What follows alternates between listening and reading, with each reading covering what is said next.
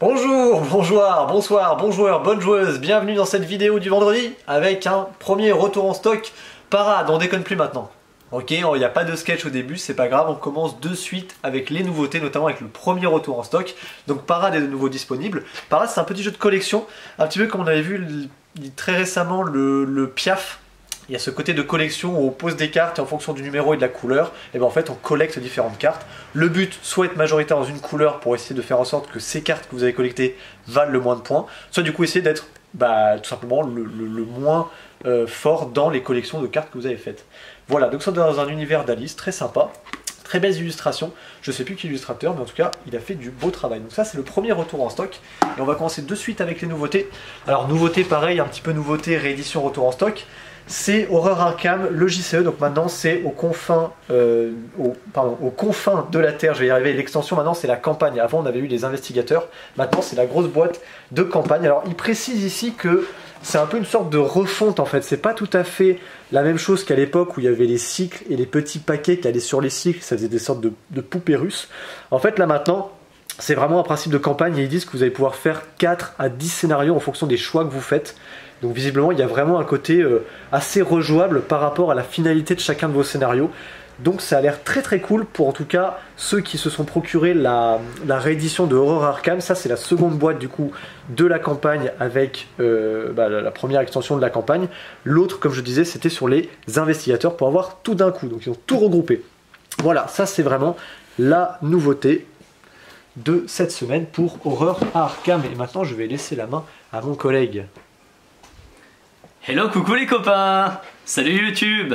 On va donc se suivre, on va faire un petit bout de chemin ensemble parce que je vais vous montrer quelques jeux et on va commencer avec QE ou QE, je ne sais pas, un jeu de Gavin Birnbaum et c'est un jeu d'enchères. Moi j'aime bien les jeux d'enchères, celui-ci a un petit twist que je m'en vais vous expliquer. Alors déjà dans ce jeu, on joue pas n'importe qui parce qu'en fait on joue des banques.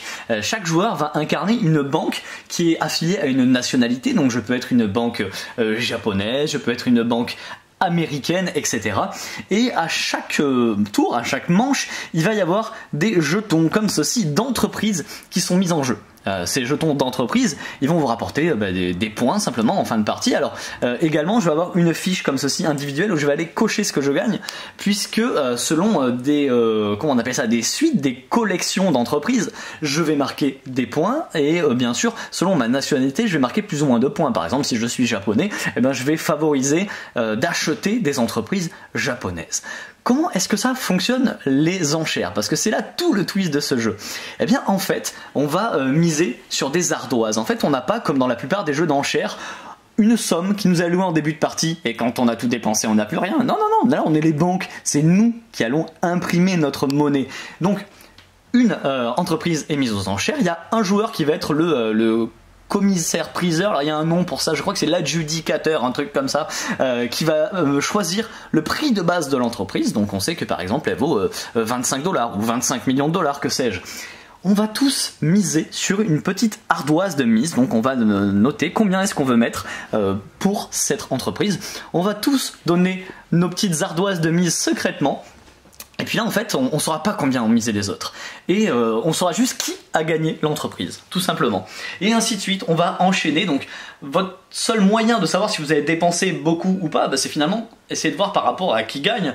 Quand vous gagnez, des fois vous dites oh j'ai peut-être dépensé beaucoup trop, je ne sais pas, parce que cette entreprise à la base elle valait 25 000 mais moi j'ai mis 2 millions parce que je la voulais vraiment, mais peut-être que les autres joueurs ils ont juste mis 25 000 et $1 et qu'en fait je me suis complètement ruiné, je ne sais pas. Ce qui va être intéressant aussi, c'est qu'en fin de partie, on va compter vos points vis-à-vis des entreprises que vous possédez, comme je vous l'ai expliqué, vont vous rapporter des points bruts, des points selon des collections, des points selon votre nationalité. Et il y a le twist ultime de ce jeu, qui est que on va regarder combien tout le monde a dépensé. Et le joueur, la joueuse qui a dépensé le plus, fera 0 points. Vous êtes éliminé, vous ne marquerez rien du tout. Donc vous pouvez complètement flamber, il va falloir faire très attention évidemment comme dans tous les jeux d'enchères, mais comme dans tous les jeux d'enchères, va falloir essayer aussi de monter un petit peu les prix, d'essayer de voir ce que les autres sont capables de mettre, pour essayer de les mener à leur ruine tout simplement. Voilà pour QE, un petit jeu d'enchères, jeu d'ambiance, parfait pour les fêtes de fin d'année. On va enchaîner par ici. Est-ce que je vous ai déjà dit que j'aimais bien la science-fiction ou les jeux de science-fiction? parce qu'on a l'extension de Dune qui vient d'arriver. Alors, ce Dune là, ok, ce Dune là qui est la réédition du Dune de la fin des années 80, si je dis pas de bêtises, dans lequel on va, hop là, chacun jouer l'une des grandes factions mythiques de la série de bouquins. Un jeu donc asymétrique, de conquête de territoire et de diplomatie, beaucoup de diplomatie, et donc beaucoup de trahison, évidemment. Et bien donc, dans cette boîte d'extension, on va trouver deux nouvelles factions, que sont les Tleilaxu et les Ixiens, avec évidemment...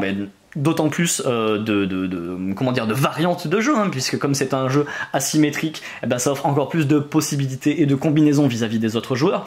Et puis bien sûr de nouvelles mécaniques, donc d'autant plus d'occasions d'aller trahir les autres joueurs. Recoucou! Est-ce que je vous ai déjà dit que j'adorais la science-fiction et les jeux de science-fiction? Parce que je vous présente Beyond the Sun. Beyond the Sun, il m'a bien tapé dans l'œil puisqu'il est déjà chez moi. C'est un jeu de conquête galactique, de développement d'arbres technologiques, et ça c'est vraiment le cœur du jeu. Comment fonctionne-t-il ce jeu? On va faire des points, évidemment, ça c'est pas une surprise. Comment est-ce qu'on va faire des points? On va faire des points en allant coloniser des planètes comme ceci, qui sont représentées par des cartes. Alors il y a des cartes de planètes de base, hein, on va partir de la Terre évidemment.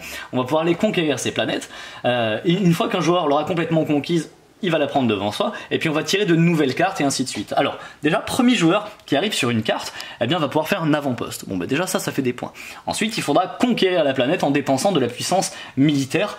Ce sera à nouveau des points si vous allez conquérir cette planète.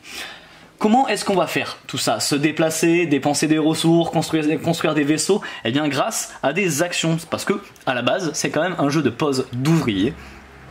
On a, un ouvrier en fait, hein, tout simplement, qu'on va pouvoir poser sur des actions de base comme ceci, qui vont me permettre de construire d'aller produire des ressources, d'aller construire des vaisseaux, etc. Les ressources, il n'y en a pas tant que ça, hein. On a la nourriture, les minéraux qui sont sous forme de petits pions, de petits jetons comme ceci de minéraux. Il va y avoir la population et il va y avoir ce qu'ils appellent les ressources générales, je sais plus comment ça s'appelle. En gros, ça va pouvoir se transformer soit en nourriture, soit en vaisseau, suivant en population ou en vaisseau, suivant comment vous l'orientez. Mais le twist, c'est que parmi les actions, on va pouvoir faire des recherches technologiques. Et donc ces recherches technologiques, déjà dans un premier temps, si vous êtes le premier joueur à dévoiler une technologie qui était face cachée, vous allez gagner un petit bonus qui s'appelle un événement, parce que voilà, il y a quand même le fait de découvrir une nouvelle technologie avancée va déclencher un événement qui vous récompense en général. Et puis ensuite on va tirer une carte de technologie qui va correspondre aux technologies déjà précédemment trouvées, puisqu'il y a 4 grands types de technologies: commerciales, militaires, scientifiques et économiques, et on va la placer. Et ça, ce sera un nouveau lieu dans lequel vous allez pouvoir poser votre petit ouvrier pour déclencher des effets. Alors évidemment, une fois que vous avez découvert une technologie, les autres joueurs vont pouvoir aussi la débloquer et vont pouvoir venir se poser aussi. Donc ça va être un petit peu la guerre aux emplacements. Plus on va avancer dans le jeu, plus on va débloquer des technologies de niveau élevé, jusqu'au niveau 4 maximum, tout en, bien sûr, continuant la logique de votre arbre de technologie, et ces actions vont être de plus en plus puissantes. Voilà en gros ce que je peux vous dire sur Beyond the Sun. C'est quand même très complet de ce que j'ai lu, parce que oui, il est à la maison, j'ai lu les règles, mais j'ai pas encore eu l'occasion d'y jouer, et je brûle d'y jouer. Il y a une grosse rejouabilité là-dessus. Ça se sent très bien, puisque des cartes de technologie, il y en a énormément dans la boîte. Il y en a vraiment beaucoup, et l'agencement, le mélange des technologies, donc finalement des actions que le jeu va vous permettre de faire, à chaque partie ne sera pas le même. Les événements que vous allez tirer d'une partie à l'autre ne seront pas les mêmes, ou pas dans le même ordre, et ça va aussi changer des choses. Et puis bien sûr, les planètes disponibles, hormis les 4 disponibles de base, ne seront pas les mêmes. Pour terminer, c'est quand même un jeu à objectif, puisqu'en fait la fin de la partie sera déclenchée par des objectifs. Il va falloir faire un certain nombre d'objectifs qui correspondent au nombre de joueurs, tout simplement. Et lorsqu'un certain nombre d'objectifs est atteint par les joueurs, ça mettra fin à la partie. Ces objectifs étant bien sûr souvent liés à la conquête, mais aussi à la production de ressources et au développement des technologies. Voilà pour Beyond the Sun. Hop. Est-ce que je vous ai déjà dit que j'aimais bien la science-fiction et que donc j'aimais bien les jeux de société de science-fiction? Parce que je vais vous présenter Origins First Builders. Alors Origins First Builders, c'est ce genre de jeu qui prend une thématique hyper originale et qui va la développer à fond. Et bien là, la thématique, c'est de se dire, ok, est-ce que les anciennes civilisations de la vraie vie, de l'histoire, les civilisations, alors pas préhistoriques, mais pré-antiques, je sais pas, je suis probablement en train de dire des mots totalement hérétiques pour les historiens. Est-ce que ces civilisations-là, elles auraient pas été aidées par des extraterrestres pour aller faire leur construction? Donc ça expliquerait les pyramides et autres constructions qui aujourd'hui sont difficiles à expliquer. Eh bien, c'est ce qu'on va faire dans Origins First Builders, puisqu'il va falloir bâtir notre civilisation, et pour ça on va aller quémander de l'aide des grandes nations extraterrestres. Alors comment ça fonctionne en gros? Eh bien vous allez avoir comme ceci des dés de population. Ces dés ils ont une valeur, vous n'allez pas en avoir beaucoup des dés en début de partie. Ces dés vous allez pouvoir les placer à nouveau devant l'un des vaisseaux. Il y a 5 grands vaisseaux mères aliens qui correspondent chacun à des actions. Ces actions elles sont diverses et variées, ça peut être par exemple collecter des ressources, ça peut être d'aller chercher de nouveaux dés pour pouvoir faire plus de placements, ça peut être d'aller se poser ici dans l'arène pour augmenter notre valeur militaire parce que ça fera des points tout simplement, ça peut être ici d'aller valider des zones parce que vous allez accoler comme ceci des petits hexagones qui vous donnent des actions supplémentaires, des bonus, et en les validant vous allez valider des objectifs. Ça peut être plein d'actions. Le petit twist, oui parce qu'il y en a un évidemment, c'est que chaque vaisseau vous demande une valeur avec votre dé. Par exemple, un vaisseau de valeur 5, moi si j'ai un dé de valeur 4, je ne pourrais pas faire l'action. Alors si je pourrais en dépensant des ressources, donc il faudrait que je dépense de la ressource pour combler l'écart, je vais pas me placer quand même, faut-il que j'ai des ressources, sinon je ne peux vraiment pas. Et en me mettant dessus, que va-t-il se passer? Eh bien je vais faire tourner le vaisseau d'un cran, clac, et ça va augmenter son coût ultérieur, ce qui fait qu'à chaque fois qu'un joueur va utiliser une action, elle va devenir de plus en plus chère pour les autres joueurs. Si jamais je n'ai pas de ressources, si jamais les dés que j'ai sont trop bas, je vais pouvoir temporiser, c'est-à-dire ne pas me servir de mes dés, et ça va les faire monter en valeur. Mais ouais, mais c'est à double tranchant parce qu'en fait, pendant que je ne fais rien et que je fais monter mes dés en valeur, les autres joueurs ils vont pouvoir se placer et activer les vaisseaux. Du coup, les vaisseaux ils vont monter en prix aussi. Donc il va y avoir pas mal de dilemmes à ce niveau-là. Voilà en gros ce que je peux vous dire sur Origins First Builders. Et du coup, comme on en a fini avec les jeux de science-fiction, je passe le flambeau. Hello! Et oui, j'étais là, j'étais cachée dans cette vidéo. Non, c'était moi qui étais derrière la caméra, voilà, je suis là maintenant. Moi, je suis là pour vous présenter le Dinner in Paris extension, le combat des chefs. En vrai, je suis pas trop sûre du titre de cette extension parce que le grand plus, c'est qu'on aura des food trucks. Est-ce que les food trucks, c'est des grands chefs? Je sais pas, mais il y en a. Voilà, on a des petits food trucks qui vont se rajouter sur la place de Paris et de ses restaurants. Ok. Il n'y a pas que ça qui va s'ajouter, vous allez avoir des nouvelles cartes objectifs, des nouvelles cartes de pigeons, vous allez avoir plein de cartes de majorité différentes. Maintenant je vais vous expliquer un petit peu les particularités. Vous voyez, il n'y a que 4 food trucks. Au début, ils sont évidemment dénués de toute couleur. Il n'y en a qu'un pour chaque personne. Ok. Vous pouvez pas construire 2 food trucks pour vous, sauf si vous jouez à 2. Là, vous avez le droit à 2 chacun. Mais voilà, vous construisez votre food truck, il est là et il n'y a pas de couleur pour un deuxième pour vous. Vous avez du coup 4 types de food truck qui sont ici. Okay. Il y a une friterie, une fois qu'elle est construite, les autres peuvent plus la construire. La crêperie, fruit de mer et la pizzeria. Parfait. Vous avez sur chacune des cartes un rappel de ce qu'il faut faire. Pour la construire, il faut que vous ayez un revenu permanent de minimum 5. Il faut pour la crêperie dépenser ces 3 ingrédients. Et ça c'est un rappel que les food trucks ne vous rapporteront jamais ni d'argent ni de points de victoire à leur construction. Mais alors, à quoi ça sert? À quoi ça sert? C'est d'être en plein milieu de la place, qui va bloquer du coup les terrasses des adversaires, qui va pouvoir vous permettre de vous étendre directement au milieu, donc je sais pas, par exemple, juste à côté des parterres de fleurs qui sont la condition pour apporter des points de victoire. Bien sûr. Voilà. Sinon pour poser des terrasses devant les food trucks, ça va être vous payez les terrasses depuis le type de votre food truck. C'est à dire que si vous avez fait un food truck friterie, vous prendrez les terrasses de votre restaurant friterie avec le prix des terrasses de friterie. Même règle de pause, on n'a qu'un seul point de départ qui part depuis votre food truck.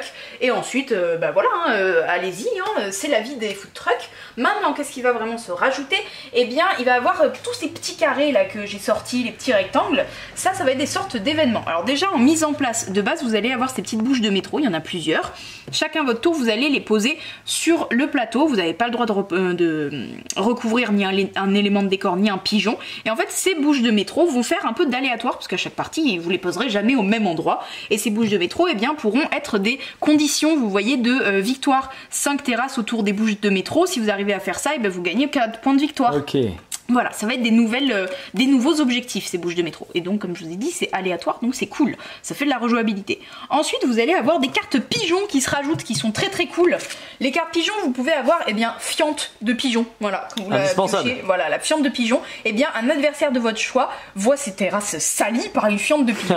Okay. Et donc, il réduit son revenu de 1 pièce pour son prochain tour uniquement. Et pour illustrer ça, vous pouvez poser la petite tuile de fiente de pigeon sur sa terrasse. Ok, un petit Voilà. côté, tiens, prends ça. Ah oui, déjà Ok. que c'était un peu ça, Dinner in Paris, hein, Oui. quand on se faisait des sales coups, mais alors là c'est pire. Vous avez aussi la fermeture tardive, vous pouvez jouer une action supplémentaire, ça c'est cool. D'accord. Ou travaux, poser le cône de travaux sur la place pour gêner vos adversaires. Ah, on connaît ça, les travaux, nous. Ça peut être oui. très embêtant. Ah oui, et surtout que celui-là, ce travaux, vous le posez, et il bouge plus du reste de la Ah partie. oui, bah on connaît les travaux qui restent. Hein, qui ouais, reste tout le ok. temps. Voilà, lui, ça va être vraiment un malus, une contrainte pour tout le monde, même vous. Hein, du coup, vous allez devoir le contourner, bien etc. sûr. Vous allez avoir les clients mécontents, que vous choisissez un adversaire et il doit défausser une carte ingrédient. Le chapardeur, vous pouvez carrément échanger une de vos cartes d'ingrédients avec un autre. Le serveur zélé, c'est celui-ci. Vous allez pouvoir le placer quelque part et en fait il vous réserve la place pour un futur morceau de terrasse. Ok. Voilà. Et enfin le contrôle d'hygiène, c'est très drôle. Vous fermez un restaurant adverse, le joueur ciblé ne peut plus y construire de terrasse durant son prochain tour, sauf s'il paye 2 d'argent. Ça ressemble C'est à ça. d'un mesquin. Voilà. Et Ok. j'ai entendu dire que le resto d'à côté, il y avait des rats. Génial. Voilà, et c'est fermé. Donc voilà, c'était l'extension de Dinner in Paris. Super, avis aux fans de Dinner in Paris, parce que c'est vrai que ça a l'air super cool. Je laisse la main à Alex. Allez. Et oui, on revient sur moi parce que vous voyez, là on entre dans le niveau expert. Attention, le niveau expert avec Alerto, un jeu de Uwe Rosenberg, donc notamment l'auteur de Agricola, et on a ici une saveur un petit peu de Agricola, mais en beaucoup plus velu. Je vais vous montrer le dos de la boîte parce que bon, il va vous montrer notamment le matériel, alors assez énorme parce qu'on voit ici l'épaisseur de la boîte. Ouais, c'est une Ça grosse permet boîte. également de vous préciser que le jeu se joue seul comme jusqu'à 4 et on est sur des parties d'environ 2 heures. Je pense qu'on peut tabler un peu plus. Ok. Là on est sur un jeu en fait où pour gagner des points de victoire, entre autres il faut améliorer son plateau personnel, sa petite maison. Et pour ce faire on décale des tuiles mais elles seront bloquées par des pierres, il va falloir essayer de les enlever.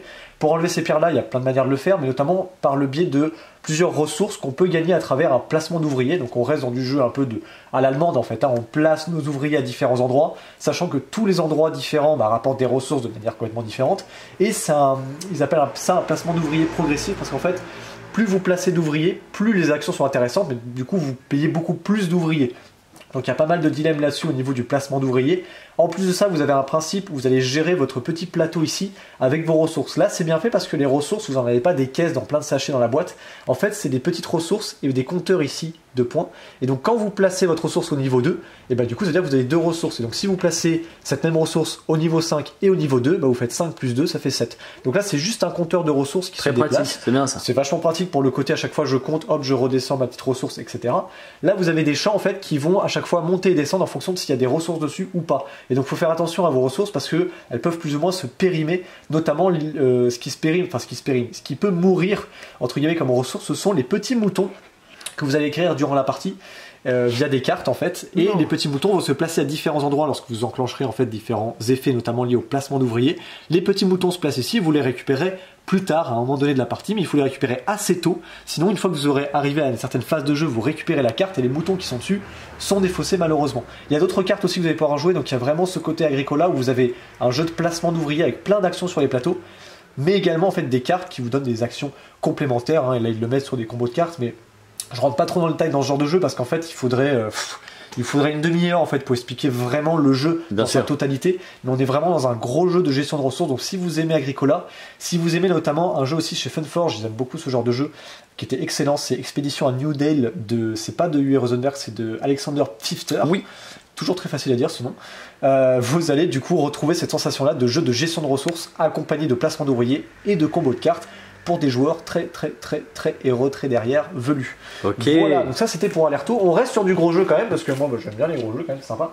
Avec Ankh, le troisième de la gamme, entre guillemets, de la collection de tout ce qui est Rising Sun et puis Blood Rage. Je n'avais pas joué à Rising Sun, Alice y a joué. Moi j'avais joué à Blood Rage à l'époque où il y avait vraiment un énorme système que je trouvais très cool qui était le sacrifice par le Ragnarok, puisque dans Blood Rage en fait on est plutôt dans un univers nordique et donc du coup on pouvait se lancer dans une conquête de territoire sur Ragnarok et du coup toutes les unités disparaissaient dans le Valhalla et ça c'était des points d'honneur, donc c'était grave cool. Et là on est dans un autre univers parce que Blood Rage était dans l'univers nordique, Rising Sun était dans l'univers médiéval japonais, et ici on est dans un univers complètement Égypte en fait, on va jouer chacun un dieu égyptien, et on va pareil avoir ce gros jeu de conquête avec ce plateau qui va être, on va dire, utilisable par différentes manières, mais surtout pour activer différentes actions. On a un principe en fait, on peut contrôler des zones à travers des petites caravanes. Le but du jeu étant évidemment de répandre le plus possible sa divinité entre guillemets, donc on va essayer de recruter le maximum de disciples. Pareil, comme tout jeu de conquête en fait, on agit à son tour en fonction des différentes actions qui sont liées à notre plateau, et on va essayer de conquérir des territoires, d'avoir le plus d'unités, bref, d'étendre sa popularité, sa divinité au maximum sur la carte pour ne pas être oublié à la fin de la partie. Je ne vais pas trop rentrer dans le détail, mais sachez que dans ce genre de jeu, il y a beaucoup de règles. Il y a toujours ce côté où on va forcément se foutre sur la gueule, parce que c'est un peu le principe de ces jeux-là. Baston. Exactement. Mais en plus de ça, vous avez toujours, évidemment, accompagné de magnifiques figurines, comme d'habitude, c'est ce qui donne ce côté très alléchant quand on a envie de jouer à un bon jeu de baston, il faut qu'il y ait le matos derrière qui fonctionne. J'aime beaucoup les jeux à chaque fois dans ce côté Égypte antique en fait, il y avait notamment ça dans Kemet que j'adore, que je recommande beaucoup, et celui-là il titille quand même un tout petit peu, donc là pareil, on est sur un jeu plutôt 2 heures de partie, sachant qu'on peut aller de 2 à 5 joueurs, je pense qu'à 5 ça peut durer bien 4 heures, mais ça peut être super cool. Voilà, ça c'est pour le 3e de la gamme. Ok. On va enchaîner maintenant, et je crois que... Ah, avec moi encore pour vous présenter le magnifique, le merveilleux Petit Peuple. Alors oui, on ne l'attendait pas et il faut savoir, on n'en a que 4. Hein. Voilà. D'accord. Donc voilà, ça c'est un des 4. Il y en a déjà un de réservé, donc on en a 3. Mais on aura d'autres plus tard. Oui, alors je le dis, on sait pas quand. Très peu de chance la semaine prochaine. Ok. Très peu de chance, on croise tous les doigts, Bombix aussi. Mais très sûrement en janvier. Donc okay, voilà, si ça vous intéresse, courez et jetez-vous vers nous, volez. Voici donc Petit Peuple. Petit Peuple magnifiquement illustré par celui qui a fait Codex Naturalis, Monsieur Morin. Voilà. Petit Peuple, ça va être un jeu de 2 à 4 joueurs, à partir de 10 ans quand même, parce que c'est un peu casse-tête, pour une bonne heure de jeu. On va y retrouver en fait 4 peuples.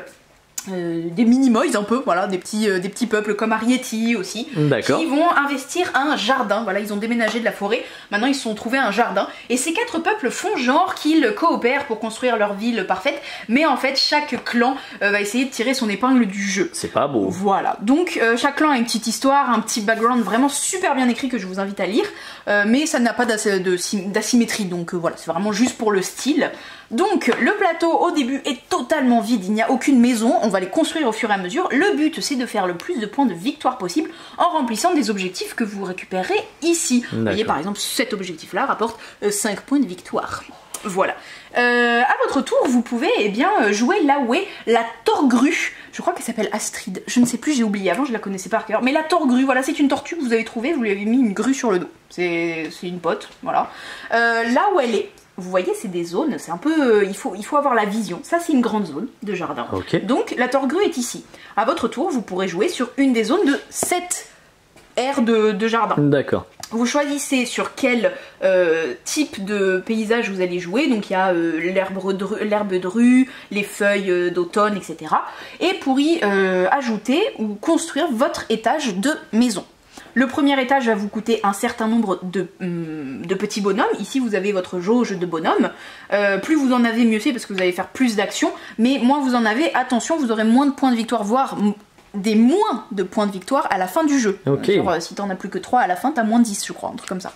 Donc il faut quand même que vous gériez votre peuple. Donc vous allez payer des petits bonhommes pour pouvoir construire et les faire habiter dedans. C'est pour ça que vous perdez des bonhommes, ils vont habiter dedans les petits. Plus vous bâtirez des niveaux sur vos bâtiments et plus ils vont coûter cher. Oh, on va empiler les petites maisons. Exactement, t'as vu, c'est trop mignon. D'accord. Pourquoi on va faire ça ? Pour remplir les objectifs ici, c'est une course à l'objectif, hein. Ils sont affichés, le premier qui le remplit, il le gagne. Par exemple, il y a, je sais pas, mettre 2 de vos maisons côte à côte, ou une maison sur du jaune, du rouge et du vert pile qui sont adjacents. Donc voilà, ça va vraiment être essayer de faire un casse-tête. Maintenant, là où vient le sel du jeu, c'est que en fonction de là où vous avez joué sur cette petite zone, par exemple je viens de jouer ici, eh bien vous allez déplacer la torgrue sur la zone qui correspond à cet endroit, mais vous voyez en plan macro. C'est là où il faut... une fois que vous l'avez vu, une fois c'est bon, on voit plus que ça. Vous voyez cette zone là, quand vous regardez en grand plan, et bien cette zone là correspond en fait à cette zone là, vous voyez, ça correspond à ça. Je sais pas si tu arrives à voir, Antoine. Oui, d'accord, je viens de comprendre. Ça en fait, ça a une forme de ça en entier. Ok. Donc si j'avais joué ici, si j'étais le bleu, si je viens de jouer ici, du coup, je rejouerais dans cette zone là, parce que ça correspond à ça. Si j'avais joué ici, j'irais donc, je mettrais la torgrue sur la zone centrale. Ça c'est rudement malin. Et ça c'est super malin. Donc voilà, comme je vous ai dit, il faut le voir une fois, mais une fois que c'est vu, c'est bon, vous avez la vision. Et donc c'est là où vous allez imposer à l'autre où il va jouer. Donc c'est très casse-tête de savoir vous sur quelle zone vous allez jouer dans la petite zone pour remplir les objectifs, mais en plus de là où vous allez jouer, ça va induire la zone où l'autre, le prochain joueur, devra jouer. D'accord. Autre twist quand on joue à plus de 2, c'est que c'est vous qui, en plus de dire où il va jouer, vous désignez le prochain joueur. Parmi ceux qui n'ont pas joué, évidemment, vous n'allez pas faire jouer 4 fois la même personne. Mais voilà, du coup, l'ordre de tour n'est pas juste en sens horaire. C'est les autres qui vont dire quand vous jouez. Voilà, ça c'est vraiment le jeu de base. Après vous avez plein de petits coups, des sales coups, genre vous avez le droit de détruire une maison d'un adversaire et y mettre la vôtre à la place. Ça coûte vachement et lui il récupère quand même du peuple, mais vous en perdez. Voilà, plein de petits coups comme ça. C'est très casse-tête et vraiment ultra agréable, je trouve vraiment, et super original. Si vous voulez une explication vraiment claire et très bien faite par notre ami Thomas, qui adore ce jeu, eh bien allez voir la petite vidéo qui est sortie hier midi sur son coup de cœur de l'année, Petit Peuple. Exact. Voilà, donc on te retrouve au JDR, non? Je crois qu'il y a un petit truc juste avant. Oui, ici. Et oui. Oui, merci. D'ailleurs, je vais corriger Alice parce que c'est pas Astrid, c'est Frida. Ah, c'est Frida. Oui, la Frida. torgrue, la torgrue. Frida la torgrue, évidemment. Non, Frida, qui est belle comme un soleil et qui m'aime pareil que moi j'aime Frida. C'est beau. Ah, c'est pas de moi. Si tu sais de qui c'est, tu as très bon goût. Alors, de quoi je dois parler? Voilà. Oui, plus bas. De Catan. Voilà. Le fameux pack confort. Alors j'adore ce nom. Avec Thomas, on se demandait, mais c'est Catan le papier toilette ou c'est Catan le jeu de société? Ben en fait, c'est Catan le jeu de société. En fait, de base, il s'appelait le Jubilé 25 ans. Et je sais pas pourquoi ils l'ont appelé le pack confort. Et alors, faut m'expliquer parce que ça sonne vraiment comme du papier toilette. Il faut surtout pas l'utiliser de la même manière parce que c'est absolument pas. Non, je vous le déconseille. Mais donc, dans ce pack-là, donc le pack normalement des 25 ans, qui s'appelait à l'époque, vous retrouvez le jeu de base Catan, mais vous retrouvez également l'extension Marin qui est inclus dedans, qui est souvent la première extension qu'on conseille. Ensuite vous avez deux nouveaux scénarios, donc un scénario avec Hawaï et un scénario avec la péninsule ibérique. Voilà, ça c'est une sorte de petit retour en stock renommé, parce que normalement c'est Catan 25 ans, mais là ils l'ont appelé le pack confort. Ok. Très drôle. Et maintenant, comme disait Alice, on va retrouver Antoine dans le jeu de rôle. Ah. Recoucou YouTube, c'est l'instant JDR. Alors, qu'avons-nous cette semaine? Eh bien, nous avons ceci, qui n'est pas tout à fait du JDR, mais qui va très bien ici, je trouve. Ce sont des livres-jeux, des livres-aventures, hein, un petit peu l'équivalent des livres dont vous êtes le héros. Il y a 2 tomes, ici, hop là, numéroté 1 et 2. On est dans un univers bien Lovecraftien, donc avec un certain monsieur qui s'appelle Cthulhu, je sais pas si vous connaissez. C'est un monsieur qui a à la place d'un visage un calamar, et vous allez lui rendre visite. Et ici, nous avons les montagnes hallucinées. Les montagnes hallucinées, qui est moi, mon roman préféré de Lovecraft, en tout cas ma nouvelle préférée, et vous allez pouvoir les reparcourir avec un mélange des textes originaux et bien sûr de choix à faire par vous-même, et vous allez pouvoir découvrir des alternatives à la vraie histoire des nouvelles. Voilà, hop, on poursuit avec le nouveau Casus Belli. Casus Belli numéro 38, que je n'ai pas du tout eu le temps de compulser. On voit dedans qu'il y a du monstre, on voit dedans qu'il y a du quoi? Je vais regarder avec vous. Si, il y avait du Aqua Blue, tu sais. Il y a du Aqua Blue, il y a de l'appel de Cthulhu, il y a The Expanse, The Expanse, voilà, comme d'habitude, plein de belles choses, une aide de jeu pour la élite, bref, le Casus Belli nouveau est là. On va remonter par ici parce qu'il y a du gros volume, ici, avec Strixhaven Curriculum of Chaos. Alors, On en fait de temps en temps, c'est vraiment une des exceptions parce que d'habitude à la boutique on ne fait pas de VO, on fait du français, mais pour Donjons et Dragons, eh bien nos fournisseurs nous en proposent et eh bien j'ai énormément de clients à la boutique qui nous prennent de la VO parce que tout n'est pas forcément traduit en français malheureusement et ce sera probablement le cas de cette édition, je ne sais pas, en tout cas j'en ai pris et j'en ai déjà vendu. Pourquoi? Parce que déjà c'est un beau supplément d'univers pour Donjons et Dragons et en plus bien sûr ça se passe dans l'univers de Strixhaven. Strixhaven c'est un univers qui a été créé pour le jeu de cartes à jouer et à collectionner Magic, puisque Donjons et Dragons et Magic ce sont des multivers et ça appartient à Wizards of the Coast. Alors pourquoi ne pas faire croiser tout ça comme il y avait déjà eu une extension Donjons et Dragons pour Magic, et voilà, tout se recroise. Vous allez pouvoir jouer donc dans l'univers de Strixhaven. Strixhaven c'est une université de magie. Pensez Poudlard, mais pensez Poudlard badass avec des dragons et son lot de malédictions, bref, un joli programme.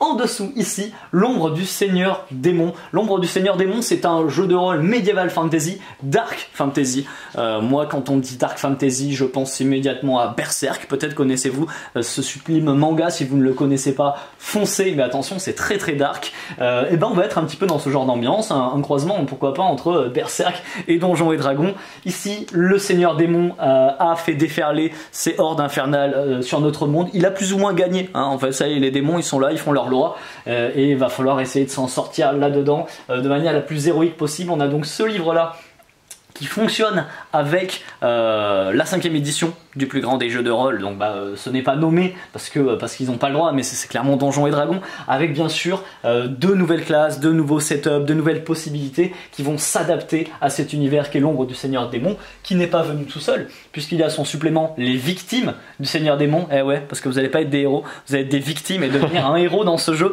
ça se mérite. Quand on est au niveau 1, on n'est pas du tout héroïque, il va vraiment falloir mériter le titre de héros. Et puis bien sûr, comme d'habitude, quand il y a une nouvelle gamme qui arrive, l'écran du MJ qui va bien, avec à l'intérieur les petits rappels pour le meneur du jeu, qui sera un outil qui peut vous sauver la peau à bien des reprises. Voilà pour l'actualité JDR, et on poursuit de l'autre côté. Et re-salut, et regardez ce qui est arrivé, c'est magnifique, j'ai déjà ma tête dessus. Évidemment, et tu as déjà joué. Mais évidemment, et pas qu'une partie, n'est-ce pas? Non, bien sûr que non, avec Alice, oh là là, on a galéré. Ouais. Mais que c'est dur, Paléo, mais que c'est dur de vivre dans le paléolithique.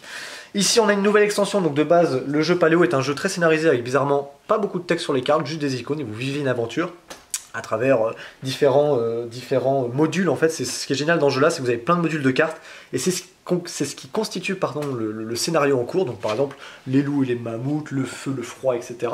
Là, ici, maintenant, ce qu'on rajoute, entre autres, ce qui est très sympa, c'est le petit module de ferme. En fait, maintenant, on va constituer une petite ferme qui va nous aider, pendant la partie, à recruter différents animaux. Alors, recruter, non, élever, c'est plutôt le mot correct. Sûr. Élever des animaux, donc on peut en élever jusqu'à 3. Et l'intérêt, en fait, de les élever, c'est que vous allez maintenant avoir des cartes qui vous autorisent de faire des actions de ferme. Il y en a 3 possibles. Des actions liées à l'élevage, c'est-à-dire zigouiller un animal pour récupérer les bonus de chasse. Soit du coup récupérer de la fourrure sur lui sans le zigouiller, soit récupérer de la nourriture, tout simplement. Donc ça c'est vraiment l'avantage, c'est que ça permet d'avoir des ressources qui sont stockées et qui ne périment pas. Ça c'est important, je vous explique après pourquoi. Autre possibilité d'action de ferme, ça peut être notamment d'acheter des améliorations, donc d'améliorer votre ferme. Ça vous permet donc du coup de construire des petites barrières, des petits enclos, parce que si un animal à la fin d'une manche n'a pas d'enclos, il s'en va. À moins que vous lui donniez un blé. J'arrive tout de suite pour le blé. Okay. Vous allez pouvoir construire une faux. Une faux, ça permet notamment de récolter plus de blé. Et donc j'en arrive à mon action qui est ici de collecter du blé. Donc quand je collecte du blé, je défausse des cartes et je récupère du blé. L'avantage du blé, c'est qu'on peut, avec une autre action, le transformer en nourriture. Vous allez me dire, ouais, du coup, mais pourquoi il y a plein de choses pour la nourriture? La nourriture, on en a déjà suffisamment. Oui, mais non, parce qu'à la phase de nuit, la nourriture qui n'a pas été utilisée, c'est-à-dire pour nourrir vos personnages, vous la défaussez. Donc ici, l'élevage et le blé servent entre autres à stocker de la nourriture qui ne périme pas. La petite subtilité aussi ici, c'est qu'on peut avoir la possibilité de construire avec 2 bois et 2 blés une petite maison. Une petite cahute, ça c'est génial. Pourquoi? Parce que pendant la phase de nuit, vous allez pouvoir soigner 2 fois votre personnage, qui est potentiellement un peu mal en point à travers les différents monstres, et différentes créatures et différents animaux sauvages que vous allez rencontrer dans Paléo, parce que maintenant il y a vraiment 4 ou 5 nouveaux modules plus des nouvelles cartes de base, parce que forcément les cartes de base de l'ancien jeu ne peuvent pas fonctionner avec ce module de ferme. Bref, ça c'est une extension franchement qui m'a beaucoup plu, parce que après 5 parties on en a gagné qu'une. C'était chaud, on a fait les 2 premiers modules uniquement, 3 fois le premier, 2 fois le deuxième. On a réussi à gagner une deuxième fois le deuxième. C'est très très cool, très très bonne extension si vous cherchez de la difficulté dans Paléo parce que vous trouvez ça trop facile. Et bien allez-y, vous pouvez foncer sur Paléo, une nouvelle ère. On attend impatiemment les 2 prochaines extensions. Bien sûr, bien sûr. Je vais laisser la main à Alice. Je suis le fantôme de Scooby-Doo Escape. Voici la petite escape game de Scooby-Doo. Voilà, c'est vraiment une escape, jeu d'énigmes coopératif à faire tout seul ou à plusieurs, ça dépend de votre cercle social. Ça sera dans l'univers donc du dessin animé très connu Scooby-Dooby-Doo. Évidemment. Scooby-Dooby-Doo. Ouais, bon, bref. En fait, vous allez résoudre l'énigme du fantôme de Lady Fairmont. D'accord. Voilà, dans un magnifique manoir, un grand classique de Scooby-Doo. Les manoirs hantés, c'est vraiment un grand classique. Chacun va incarner un des 5 personnages cultes du dessin animé. Donc Vera, Daphné, Fred, Sammy et Scooby-Doo. J'espère que vous les connaissez tous. Sinon, attention, allez regarder le dessin animé. Bien sûr.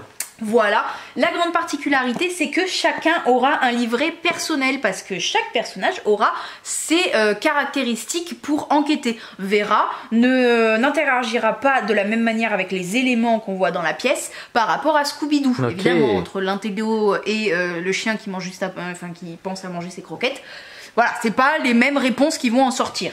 Donc du coup, vous allez explorer un manoir. Au début, vous êtes tous dans la même pièce, ce salon. Et du coup, vous allez avoir des petits chiffres et vous allez essayer d'associer les chiffres qui sont sur votre pied de personnage. Là, vous voyez, c'est le 1 pour Vera. Et vous le mettez devant le chiffre ici, ce qui va en fait, je sais pas, c'était 740. Maintenant, ça fait 1740 avec Vera. On va créer des combinaisons. Voilà. Et du coup, vous allez aller dans votre livret pour voir s'il y a le 1740. Et en fonction de...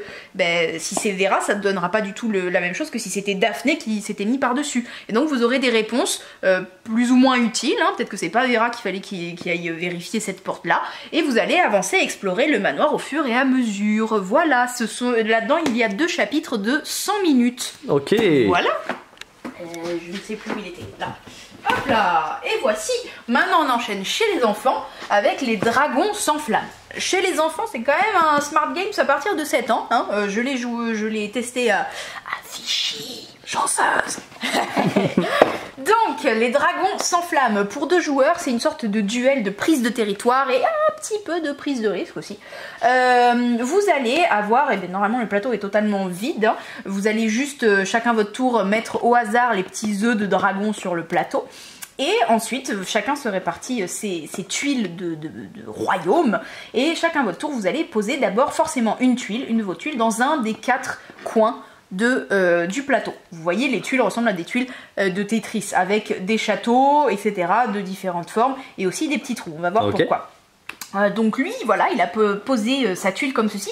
Et vous voyez, il y a un petit trou là sur les tuiles. Et bien là, il a pile mis sa tuile qui fait que le trou a englobé l'œuf qui avait été posé à la mise en place. Quand ça se passe comme ça, vous allez pouvoir récupérer un des dragons qui aura été mis au début de la partie autour du plateau.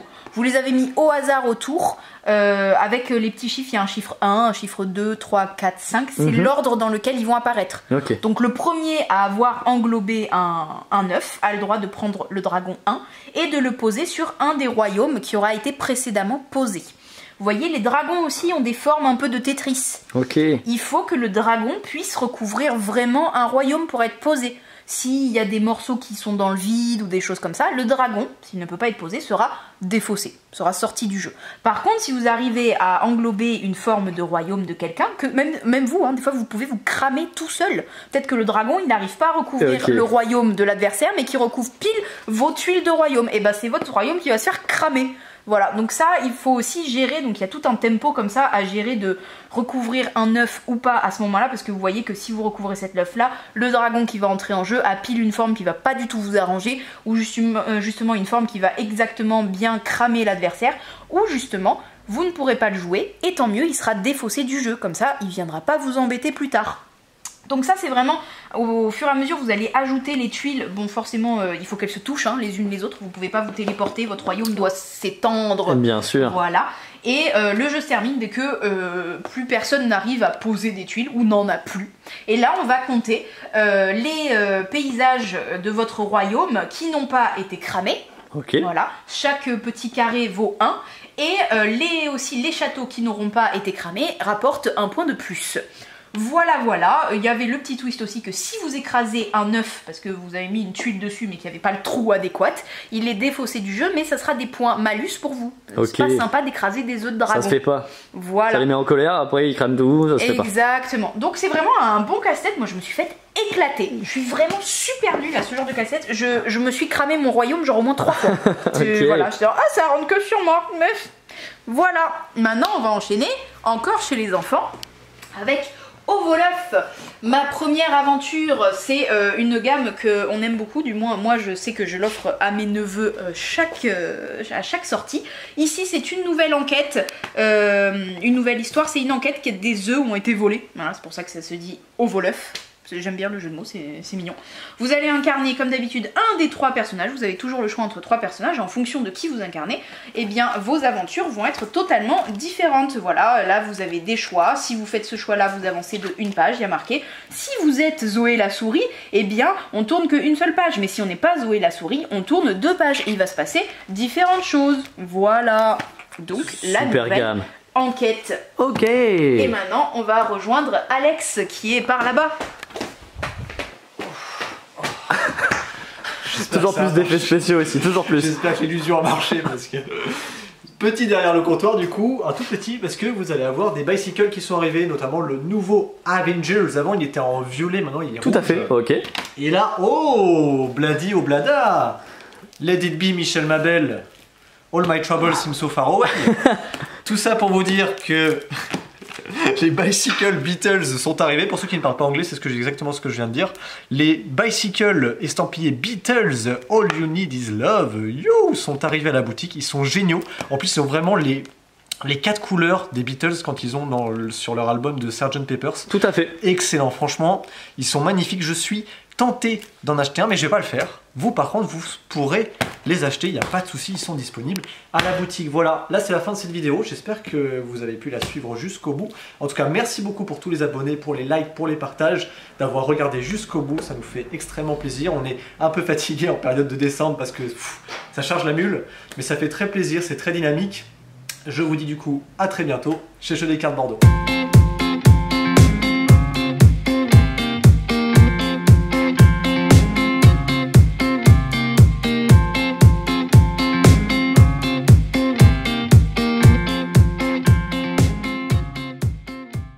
Caméra à bout de bras, c'est pas fait pour, on va s'en sortir. Petite vidéo semi-improvisée, puisque je sais à peu près ce que je veux te dire à toi Thomas. Et oui, cette petite vidéo, elle s'adresse à toi. Improvisée, je sais pas trop ce que je vais dire, mais j'ai les grandes idées de toute manière. Alors, on va faire ça en 2 parties. Donc, premièrement, je voulais te dire merci. Merci beaucoup pour la petite place que tu m'as faite à Jeux des Cartes Bordeaux, hein, puisque c'est bien toi qui m'as recommandé au reste de l'équipe et qui m'a donc permis par là même de faire mes preuves auprès de Jeff et du reste de l'équipe. Merci beaucoup pour tout ça. Tu n'es absolument pas étranger au fait qu'aujourd'hui je vis mon expérience professionnelle la plus satisfaisante. Merci beaucoup pour ça. Merci beaucoup également pour les savoir-faire et savoir-être que tu m'as transmis durant ces 1 an et demi où on s'est côtoyé à la boutique. Tu vas laisser un grand vide dans cette boutique professionnelle et humain. Alors professionnel, avec le reste de l'équipe, on va essayer de le combler ce vide. On va monter en compétences et on va y arriver. On va y arriver, par contre... le vide humain, lui, n'est pas remplaçable, clairement pas. Quelqu'un d'autre prendra probablement la place, une place. Il y aura d'autres mondes qui passera à Jeux des Cartes Bordeaux. Mais il n'y aura pas d'autres tomes. Ça, c'est absolument irremplaçable. Et je voulais te dire, deuxièmement, bien évidemment, bonne route pour la suite dans ta vie professionnelle, que celle-ci ne soit pas trop parsemée d'embûches, un petit peu quand même, mais juste ce qu'il faut pour pas s'ennuyer et continuer à grandir intellectuellement, continuer à monter en niveau, à monter en connaissance, continuer à apprendre des choses, continuer à t'épanouir. C'est tout ce que je te souhaite et tu le mérites complètement. Bonne chance, bonne route pour tout ça. Et ben je te dis encore merci beaucoup. Aimé Jacquet, à la prochaine. Salut Thomas! Je voulais te remercier pour tout. Merci pour m'avoir fait cette petite place à la boutique, pour que je puisse m'intégrer dans l'équipe qui a grandi au fur et à mesure des années. Merci pour tout ce que tu m'as appris. Merci d'avoir été mon tuteur pendant ces 2 années et demie. Je pense que personne au monde ne mérite autant que toi ce titre de tuteur. Tu m'as tellement appris avec tes petits croquis, tes petits schémas pour m'expliquer comment être une bonne vendeuse, mais surtout une bonne conseillère ludique. Merci pour toute la culture ludique que tu m'as apportée. Merci pour tes idées si nombreuses et si riches. Merci de nous avoir portés avec toute cette énergie que tu avais et que tu as toujours. Hein. Je sais que tu vas l'amener là où tu vas après. Merci de nous avoir amenés là où on est. Et j'espère qu'on arrivera à reprendre le flambeau de manière acceptable après ton départ. Tu vas beaucoup nous manquer, tu vas beaucoup me manquer. J'espère vraiment qu'on continuera à se voir et à se faire des soirées jeux. Je doute pas qu'on va le faire, en tout cas je vais tout faire pour qu'on continue à se voir. Et bien, je te dis à bientôt. Salut Thomas, et comme mes collègues, j'aimerais te dire aussi merci. Merci de la part, on va dire, un petit peu de Descartes dans le milieu, en fait, quand tu es arrivé. C'est vrai que tu as donné un second souffle à Descartes, et ça a fait du bien à la fois à la boutique, mais aussi à la fois à moi. Donc aussi un grand merci personnalisé, parce que tu as apporté une vision particulière, surtout pour moi, dans le milieu ludique. Tu as apporté plein de conseils très pertinents, que j'essaye parfois, tant bien que mal, d'appliquer, même si tu sais que j'ai un caractère un peu particulier, que j'ai une vision qui n'est pas forcément celle de la vie générale. J'essaye autant que faire se peut d'appliquer tous les conseils que tu me donnes. Donc je te souhaite une excellente continuation chez nos amis. Et comme tu l'as très bien dit il y a 2 ans, à bientôt chez Jeux des Cartes Bordeaux.